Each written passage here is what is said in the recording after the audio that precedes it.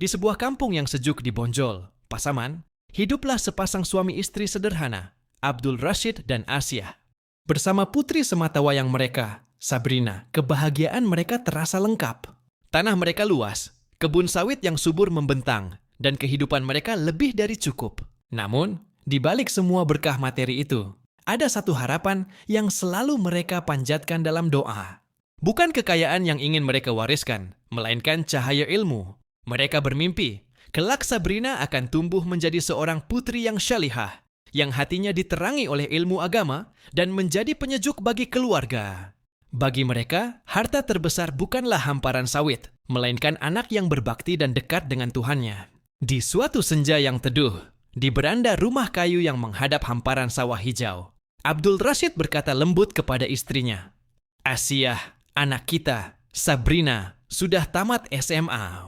Bagaimana kalau kita sekolahkan dia ke sekolah agama di Padang Panjang? Biar hidupnya selalu dituntun oleh ilmu dan iman." Asia istrinya tersenyum dan mengangguk setuju.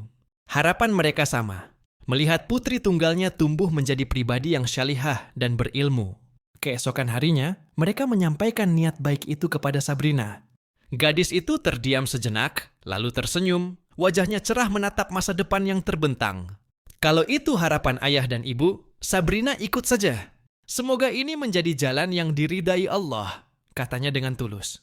Beberapa hari setelah keputusan berat itu, Abdul Rashid dan Asia mengantar Sabrina ke Padang Panjang. Di sana, mereka menemukan kos sederhana milik Manda Syarifah, seorang janda baik hati yang menyambut Sabrina dengan tangan terbuka.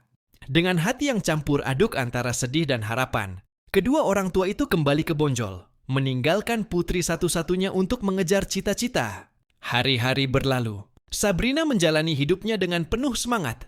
Pagi ia bersekolah, dan setelahnya ia tak segan membantu Manda Syarifah di rumah. Ia sadar, setiap tetes keringat orang tuanya adalah doa untuk masa depannya.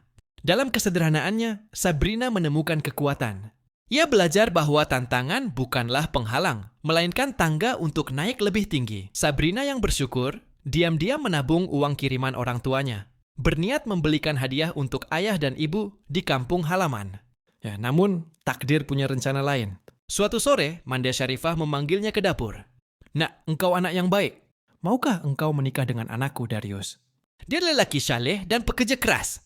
Dunia Sabrina seakan berhenti. Wajahnya pucat pasi. Sabrina terkejut. Wajahnya pucat pasi. Dalam adat orang Bonjol, menikah dengan orang dari luar suku adalah hal yang sangat berat, apalagi tanpa restu orang tua. Dengan tangan gemetar, ia menulis surat ke kampung halamannya, menceritakan segalanya dengan jujur pada sang ayah. Namun, balasan yang ia terima justru menghancurkan hatinya. "Sabrina, engkau ayah kirim ke Padang Panjang untuk menuntut ilmu, bukan mencari suami. Jangan kau kecewakan kami." Nak, tangis Sabrina pecah di kamar kosnya yang sempit. Ia merasa dunianya runtuh, tapi cinta memang terkadang membuat kita berani melangkah. Setelah berhari-hari dilanda kebimbangan, Sabrina menguatkan hatinya. Akhirnya Sabrina menikah juga dengan Darius. Walau tanpa restu ayah dan ibu, beberapa bulan pertama hidup mereka terasa begitu indah. Sabrina dan Darius tinggal sederhana di Padang Panjang, berdagang bersama di pasar, membangun mimpi berdua. Namun, kebahagiaan itu tak bertahan lama. Saat kandungan Sabrina memasuki usia 8 bulan, badai besar datang menghantam. Suaminya yang dulu penuh cinta kini berubah. Dengan wajah datar, Darius berkata, "Aku ingin menikah lagi dengan perempuan lain." Dunia Sabrina seakan runtuh seketika. Tapi di tengah badai tergelap sekalipun, selalu ada celah untuk cahaya. Sabrina memilih bangkit, bukan untuk orang lain, tapi untuk buah hatinya. Terkadang, ujian terberat justru membentuk kita menjadi versi terkuat. Air mata Sabrina jatuh membasahi perutnya, yang membuncit saat suaminya pergi meninggalkannya demi wanita lain. Hari-harinya menjadi gelap. Ia seakan hanya bayangan di rumah kecil di belakang toko. Sebuah sore, karena lupa menanak nasi, kata-kata kasar meluncur dari bibir suaminya. Dunia Sabrina terasa runtuh. Namun, di tengah kegelapan itu, secercah cahaya datang dari sang ibu mertua. Setiap pagi, ia datang membawa sarapan hangat dan pelukan yang menenangkan. "Sabrina, kamu kuat. Ada kehidupan di dalam dirimu, itu anugerah terbesar," bisiknya. Perlahan, Sabrina mulai melihat ke perutnya bukan sebagai pengingat luka, tapi sebagai sumber kekuatan. Ia mulai merajut baju bayi mungil. Setiap tusukan jarum adalah doa dan harapan baru. Kau ini cuma beban, Sabrina. Keluar dari rumahku. Dengan perut yang kian membesar. Tanpa uang sepeser pun, Sabrina melangkah keluar rumah. Gerimis di kota padang panjang seolah ikut merasakan pedih hatinya. Langkahnya goyah, air matanya tak terbendung. Setiap tetesnya terasa seperti luka baru yang menggores dada. Malam itu, langkahnya terhenti di depan sebuah pondok tua. Milik sepasang suami istri yang hidup sederhana. Dengan suara lirih dan penuh harap, ia bertanya, "Bolehkah saya tinggal di sini? Sampai anak saya lahir." Tanpa banyak bertanya, keluarga itu mengangguk dengan tulus.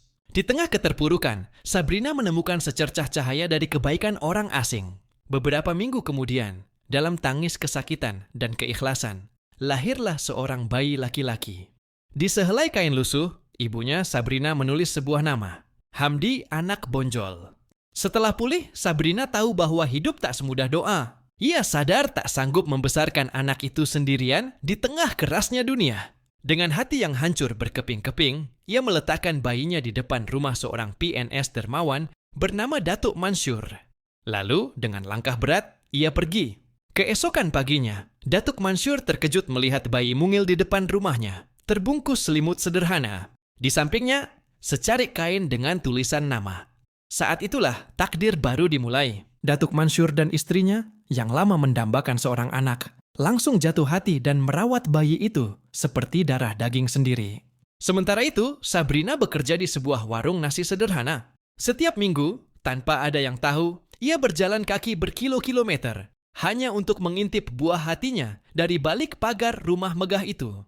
Ia tak pernah berani mendekat, hanya senyum dan bisikan lirih yang mampu ia berikan. "Itu ibumu, nah. Ibumu yang tak pantas lagi kau panggil." Tahun demi tahun berlalu, anak itu, Hamdi, tumbuh menjadi pemuda yang cerdas dan berbudi. Meski tak pernah bisa memeluknya, cinta Sabrina tak pernah lekang oleh jarak dan waktu. Cintanya menjadi kekuatan yang membuatnya terus bertahan. Pernahkah kamu merasa kehilangan sesuatu yang paling berharga? Seperti Sabrina, yang dunianya seakan runtuh saat takdir sekali lagi memisahkannya dari Hamdi, putra satu-satunya. Datuk Mansur, pria baik hati yang merawat Hamdi, pensiun dan membawanya pulang kampung. Hati Sabrina hancur berkeping-keping. Dengan sisa tenaga yang ia punya, Sabrina menelusuri jalanan, naik turun bus, bahkan menumpang truk, semua demi menemukan belahan jiwanya.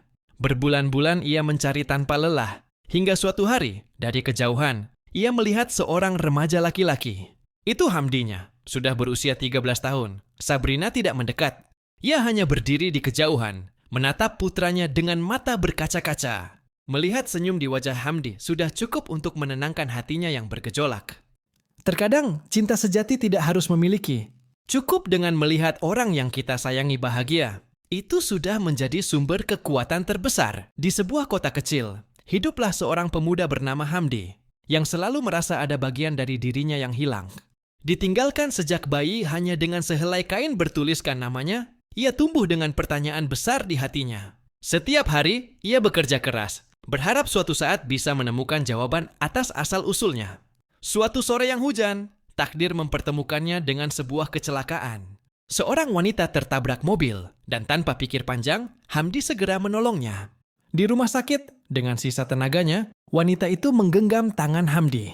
"Nak, aku ibumu. Aku yang menulis namamu di kain itu. Hamdi, anakku." Air mata Hamdi jatuh, bercampur dengan kelegaan dan duka. Momen itu menyadarkannya bahwa takdir seringkali membawa jawaban di waktu yang tak terduga. Hamdi terpaku, air matanya tumpah deras saat menatap sosok wanita di hadapannya. "Ibu, kenapa ibu pergi? Kenapa tak pernah datang?" Sabrina hanya tersenyum lemah. "Ibu ingin kau bahagia, meski tanpa ibu." Dan di detik itu, napas Sabrina terhenti.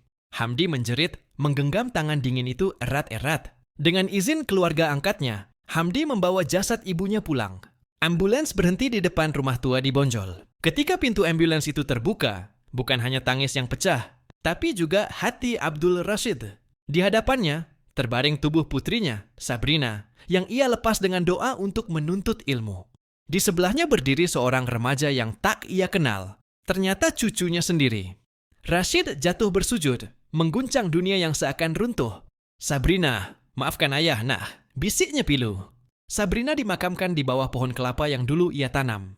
Setelah pemakaman ibunya, Hamdi berpamitan kepada kakek dan neneknya. Di matanya tersimpan duka yang dalam, namun juga sebuah keteguhan. Izinkan Hamdi kembali ke Sungai Tarap, Kek, Nek, kepada orang tua angkat Hamdi. Tapi Hamdi janji akan sering datang ke sini untuk ibu. Langkahnya terasa berat saat berjalan menuju bus. Hamdi menatap ke langit biru yang cerah, seolah mencari wajah ibunya di antara awan. Dalam hati, ia berbisik, "Ibu, terima kasih karena telah mencintaiku, bahkan ketika dunia tak lagi mencintaimu." Terkadang kekuatan terbesar datang dari cinta yang tulus, meski ia telah tiada. Cinta itu menjadi cahaya yang menuntun kita melewati kegelapan. Terima kasih sudah menonton. Jangan lupa subscribe channel Hartok Sanjaya untuk cerita inspiratif lainnya. Sampai jumpa.